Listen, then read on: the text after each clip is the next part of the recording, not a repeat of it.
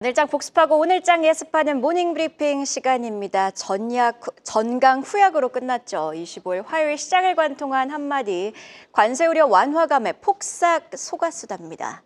미국 증시가 관세 우려 완화감에 워낙 강했다 보니 우리 시장도 강하게 출발했지만 여러 불확실성이 부각되며 결국 양시장 하락했죠. 말 그대로 속은 느낌이 들기도 했던, 그리고 제주도 방언처럼요. 어제 시장 지켜보신 모든 분들 너무나도 고생 많으셨습니다. 자, 전반적으로 부담이 됐던 뉴스부터 체크해 보겠습니다. 첫 번째 헤드라인, 원달러 환율 장중 1,470원 돌파, 강달러 전국 불확실성 영향입니다. 자, 어제 원달러 환율이 요동쳤죠. 오전 11시 15분쯤 원달러 환율은 50일 만에 1,470원을 돌파했습니다. 직후 외환당국의 개입으로 추정되는 움직임이 나타나기도 했지만 결국 마감은 1,469원에서 끝났고요. 마감 이후에도 1,470원 돌파를 시도하기도 했습니다. 자, 환율 상승 요인 크게 보면 두 가지입니다. 일단 미국 서비스업 개선의 달러가 어제 강세를 보였고요. 그리고 길어지는 탄핵 정국의 불확실성도 부각이 되고 있죠. 관련해서 글로벌 IB죠. 시티는 탄핵 심판 선고 장기화 시 국가 신용 등급 전망이 낮아질 수도 있다고 평가를 하기도 했고요.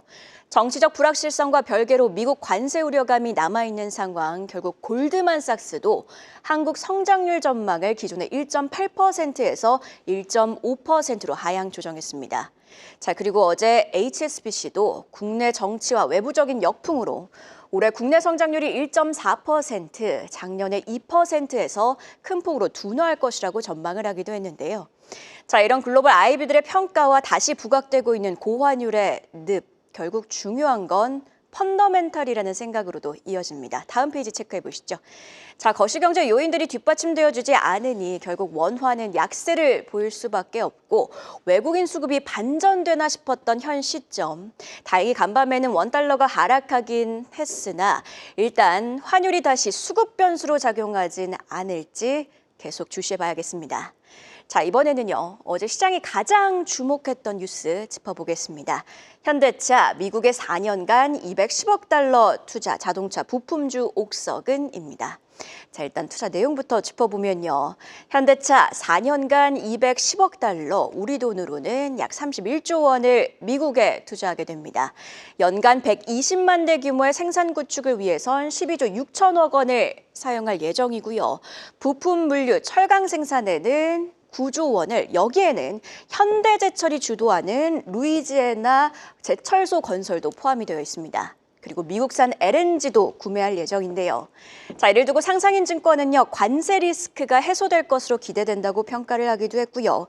신한투자증권은 관세 리스크뿐만 아니라 기술 주도권 측면에서도 긍정적이라고 했습니다. 자, 어제 사실 이 시간 자동차주 투자 포인트 짚어드리면서 완성차보단 부품주의 상승 탄력이 더 있을 가능성도 진단해 드렸죠. 자, 그런 의미에서 현대차의 미국 투자 수혜도 받을 수 있는 부품주 옥석을 한번 가려보도록 하겠습니다. 자, 일단 현대와 기아에 납품을 하고 미국의 동반 진출, 그러니까 현지 법인 혹은 공장을 가지고 있는 기업들을 점검해 볼게요. 시가총액 1,000억 원 이상의 기업으로는요. 대원광업부터 HL만도, 서현이화, 그리고 현대위아까지가 있는데요. 특히 다올투자증권은요. SL이 헤드램프와 관련해서는 단독 공급이 가능한 생산 거점을 가지고 있다고 분석하기도 했습니다. 그리고 증권가에선 현대차가 인도 시장 확대도 노리고 있는 점을 고려하면 인도 동반 진출도 함께 봐야 한다고 말하고 있는데요. 자, 초록색으로 표시된 기업들이 인도 시장에 함께 진출한 기업들이고요. 리스트에는 없지만 코리아 FT 역시 미국과 인도 시장에 동반 진출해 있는 상황입니다. 자, 그리고 중요한 건 바로 실적이죠. 대신증권은요. 1분기 실적 가시성이 보이는 기업으로는요. 앞서 짚어본 기업 중에서 SL 현대모비스 그리고 S&T 모티브를 언급하기도 했습니다. 자, 그리고 더 나아가 다른 분야로도 확장이 가능한, 그러니까 개별 모멘텀도 보유하고 있는 기업들 체크해 볼게요. 자, 로봇과 관련해서는 현대모비스, 현대위아, S&T 모티브, HL만도 특히 로봇 하드웨어 모멘텀을 받아갈 수 있는 요소들이 있고요. 그리고 현재 업계에서는 현대차와 GM의 전기차 협력을 주시하고 있는데 DB투자증권은 협력이 가시화될 경우 엔진과 변속기를 제외한 모든 부품을 공급할 수 있다는 점에서 현대모비스의 수혜가 가장 클 것이라고 진단을 하기도 했고요.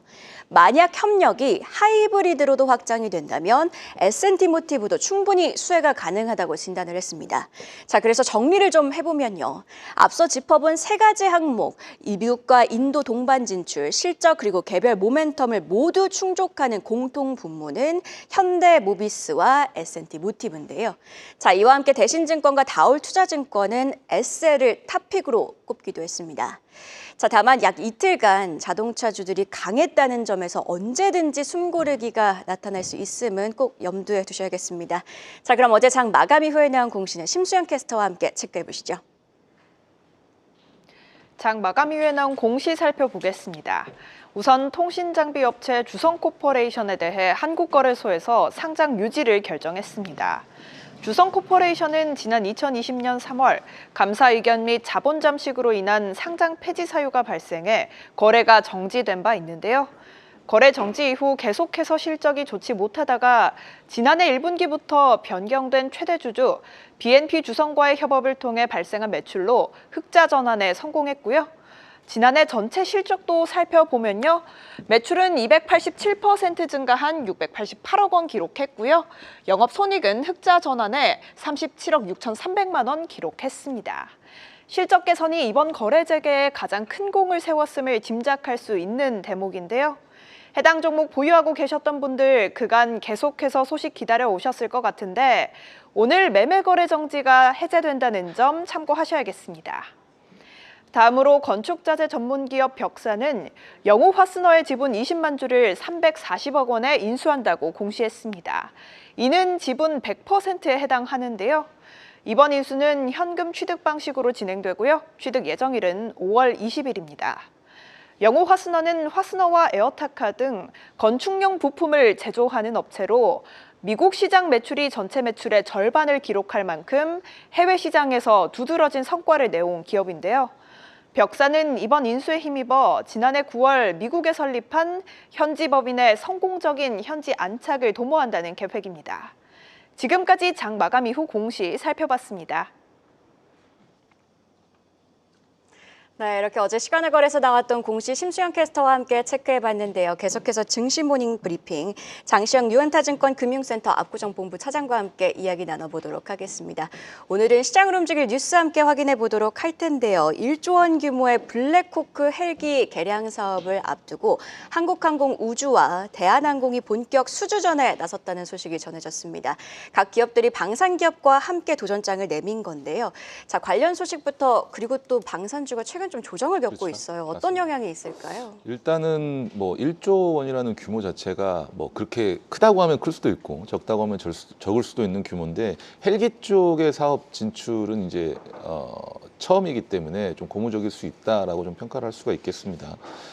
블랙호크라는 헬기 자체는 1990년대부터 국내에 좀 들어오기 시작했는데 시콜스키사에서 제작을 하고 국내에 좀 들어왔습니다. 근데 이게 오래되다 보니까 이번 사업 같은 경우는 새로운 헬기를 만드는 게 아니라 그 헬기에 뭐 최첨단 장비라든지 또 디지털화라든지 이런 부분들을 조금 성능을 업그레이드하는 사업이라고 보시면 될 것 같습니다. 그래서 카이와 대한항공이 붙었는데 카이 같은 경우는 원 제작사와 함께 컨소시엄을 구성해서 들어가고 있습니다. 납품에 좀 하려고 좀 들어가고 있는 상황이고 대한항공 같은 경우는 블랙호크 헬기를 직접 직접 제작한 경험이 있거든요. 그래서 시콜스키사로부터 생산 기술을 이전받아서 1990년대부터 블랙호크를 제작을 해왔습니다. 근데 사실 뭐 카이가 되든 대한항공이 되든 이 이슈를 가지고 헬기 쪽을 제작하는 사업에 신규로 좀 들어갈 수 있는 그런 가능성이 좀 열려 있다라고 좀 보시면 될 것 같은데 카이 같은 경우는 국산 헬기 수리온을 직접 제작한 경험이 있어서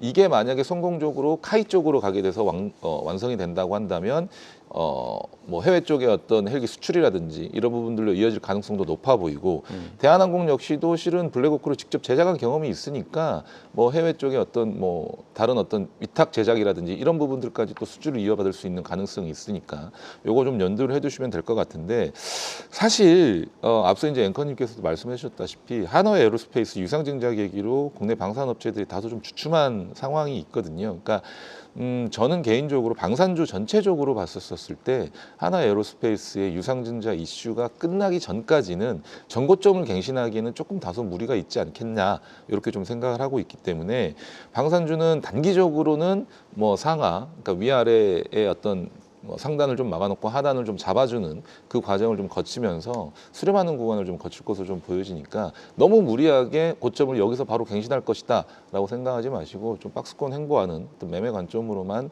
활용을 해보시면 좋을 것 같다고 좀 정리를 해드리겠습니다. 네. 다음 이슈도 살펴보겠습니다. 네이처셀 얘기를 시장에서 안 할 수가 없을 것 같아요. 미국의 FDA로부터 국내 최초로 혁신 치료제로 지정됐다는 소식에 이틀째 상한가입니다. 그러니까 그 전에 100만 원 투자했으면 상한가 2번이면은 69% 상승을 맞습니다. 보는 건데 시판 허가까지 아직 단계가 좀 더 남아 있습니다. 그렇기 때문에 궁금한 거는 더 올라갈까 이 점인데 어떻게 그렇죠. 보십니까? 그 네이처셀 그리고 사실은 코롱 티슈인의 이제 인보사, 예. 그러니까 네이처셀에 쪼였을 때 우리나라는 왜 이렇게 줄기세포에 박한지 모르겠습니다. 그러니까 이 인보사 같은 경우도 FDA에서는 굉장히 좋은 지금 예. 평가를 좀 받고 있고 조인트 스템도 이번에 핵심 치료제에 지정이 됐는데 실은 네이처셀의 혁신 치료제로 지정이 됐다 그래서 이게 바로 신약으로 정식 승인이 된다는 건 아니거든요. 그러니까 핵심 치료제 지정 같은 경우는 정식 승인 이전에 임상 단계에서 뭔가 어떤 지원이라든지 신속 심사라든지 이런 부분들을 받을 수 있는 혜택이 있다라는 거거든요. 그러니까 결국은 조인트 스템도 혁신 치료제 지정 이후에 미국에서 임상을 진행을 해야 되고 그 임상 결과를 바탕으로 시판 허가까지 나오기까지는 시간이 걸린다는 얘기입니다. 다만 혁신 치료제로 지정이 됐기 때문에 임상을 통과할 가능성이 좀 더 높아졌다라고 보시면 될 것 같고요. 사실 이제 국내 3상 임상에서는 조인트 스템이 유효성과 안정성이 조금 뭐 그러니까 임상적 유의성이 좀 부족하다라는 이유로 반려가 됐었습니다. 예. 근데 미국에서는 혁신 치료제로 지정이 돼서 이제 곧 회사에서는 임상을 진행을 하겠죠. 그리고 임상 결과치에 따라서 주가는 조금 더 오를 수도 있다. 그리고 만약에 승인이 난다 했을 때는 추가적으로 더 오를 수도 있다라는 점을 좀 보시면 될 것 같은데 다만 이제 이 회사의 차트를 좀 길게 늘어놓고 봤었을 때는 박스권에 좀 갇혀 있는 상황입니다. 일봉 자체가 큰 박스에 좀 갇혀 있는 상황인데 예. 그 고점을 갱신한다고 그랬었을 때는 사실은 위로 굉장히 많이 열려 있을 수 있기 때문에 앞서 말씀드린 어떤 임상이 진행되는 어떤 상황이라든지, 그러니까 임상에 어떻게 진입을 하는지, 또 진입을 해서 결과치가 어떻게 나오는지 이런 부분들을 잘 체크를 하시면서 팔로우 하시면은 주가 수익률에는 굉장히 큰 도움이 될 수도 있는 상황인 것 같다. 그러니까 최근에 이제 코롱 티슈진도 굉장히 좀 상황이 좋거든요. 주가 흐름이라든지 상황이 좋기 때문에 같이 연계해서 좀 보시면 좋을 것 같다라고 좀 정리를 해드리겠습니다. 수급 관점에서만 봤을 때 그런데 이게 이거를 연속 상한가가 나왔다 보니 오늘은 좀 부담스럽지 않을까요? 그렇죠. 당장에 막 접근하기는 좀 부담스러운 상황이기 때문에 종목 자체를 앞서 말씀드렸다시피 오늘 당장에 사서 수익률을 노려라 이렇게 말씀드리는 건 아닙니다. 일단 혁신치료제로 지정이 됐고 상한가에 그 이슈를 다 받았기 때문에 잠시 기다렸다가 이제 그 다음부터는 회사가 그 다음 단계 스텝을 어떻게 밟아가느냐를 팔로우 하시면서 주가를 이 투자 관점을 계획을 좀 세워보시는 게 좋을 것 같다라고 생각을 하고 있습니다. 네, 계속해서 중기 관점에서 회사가 앞으로 진행할 스텝들을 잘 따라갈 필요가 있어 보입니다. 자, 전일 시간의 거래에서 특징적인 흐름을 보였던 특징주 하나 짚어보도록 하겠습니다. M83이 한 6% 넘게 올랐는데 역시나 한한령 해제 기대감이 크게 작용한 거겠죠? 맞습니다. 어쨌든 뭐 빈센조, 승리호 그리고 미스토고를 시작으로 해가지고 이 회사의 대표이사가 이 VFX 기술 이런 부분들을 활용을 해서 영화에 좀 적극적으로 쓰여지고 있는데 노량과 한산에도 해전을 CG로 좀 구현을 하기도 했습니다. 근데 다만 그 한한령 해제 기대감으로 인해서 어쨌든 중국 시장 진출이라든지 이런 부분들도 많이 열려 있기는 합니다만 사실은 이 특수효과 관련된 업체들이 최근에의 어떤 성과가 그렇게 좋지 않습니다. 덱스터라든지 위즈역이라든지 보면 영업이익 자체가 계속 좀 적자 행진을 좀 기록을 하고 있거든요.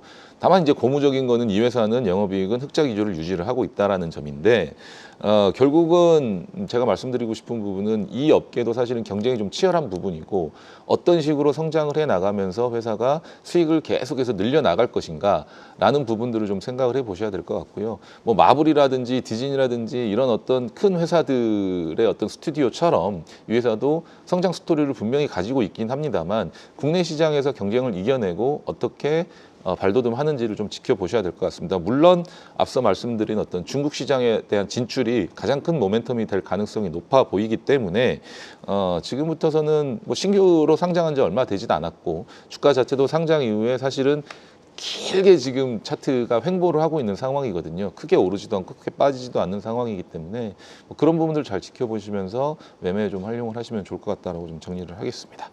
한한령 해제 기대감이 계속 커지고 있습니다. 뉴스들도 계속 나오고 있는데 만약에 한한령 해제 수혜 관점에서 본다면 앞서 언급해 주신 M83처럼 미디어와 관련된 종목들이 더 괜찮을까요? 아니면 뭐 엔터주가 더 큰 수혜주일까요? 일단은 엔터가 가장 큰 수혜주가 아닐까 싶습니다. 그러니까 음원의 침투율이라든지 이런 부분도 굉장히 좀 빠를 수가 있을 것 같고요. 엔터 이후에는 사실은 미디어보다 컨텐츠 관련된 종목들, 그러니까 뭐 SBS라든지 다른 어떤 이 중앙 컨텐츠라든지 IP를 가지고 있는 컨텐츠 관련 회사들도 기존에는 사실 불법으로 다운로드를 한다든지 또는 불법으로 뭔가 영상을 시청이 됐었는데 이 부분이 정식적으로 공식 수출이 된다라고 했을 때는 수익에 충분히 좀 이득이 될 수 있는 고려를 할 수 있는 부분이라 그 두 가지 회사, 그러니까 엔터와 컨텐츠 이 두 개의 회사로 양분을 해놓고 초반에는 먼저 좋아질 수 있을 것 같다라는 생각을 하고 있습니다. 네, 그리고 또 한 가지 더 질문을 드리면 간밤에 나왔던 소식 중에서 러시아와 우크라이나가 미국 증제로 흑해 휴전안에 동의를 했다고 합니다. 이게 아무래도 재건 관련주를 좀 움직이지 않을까 싶은데 영향은 어떻게 보실까요? 오늘 일단 재건 관련주가 그동안에 조금 사실은 부진했던 부분들이 있었는데 그것을 만회하는 시장의 어떤 상승률이 충분히 좀 있을 거로 좀 보여지고 그런 부분들이 어쨌든 유럽과의 관계도 사실은 좀 생각을 해줘야 되거든요. 그러니까 그 부분까지 계속해서 이어진다고 한다면 더 큰 상승이 있을 수 있을 것으로 좀 예상을 하고 있습니다. 네, 이렇게 증시 모닝 브리핑 오늘은 유한타증권 장시영 차장과 함께 자세히 짚어봤습니다. 오늘 도움 말씀 고맙습니다. 계속해서 다양한 경제 이슈를 알고 싶다면 구독과 좋아요, 알림 설정 부탁드립니다. AI 캐스터 권미정이었습니다.